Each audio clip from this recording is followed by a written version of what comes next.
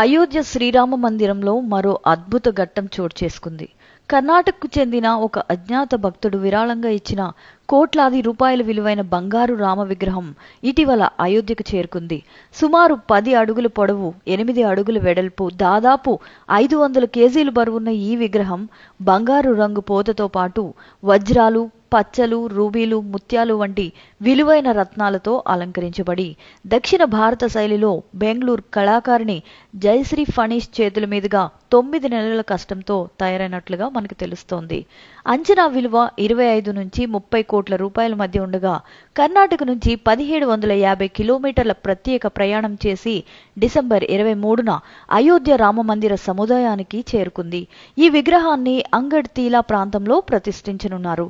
రామ్లల్లా ప్రాణ ప్రతిష్ఠ 2వ వార్షికోత్సవం సందర్భంగా దీన్ని ఆవిష్కరించే అవకాశం ఉంది. విరాళదాత గుర్తింపు అయితే ఇంకా బయటపడలేదు, కానీ ఈ అద్భుత విగ్రహం లక్షలాది భక్తులకు కొత్త ఆకర్షణగా నిలుస్తుంది అనడంలో సందేహం లేదు.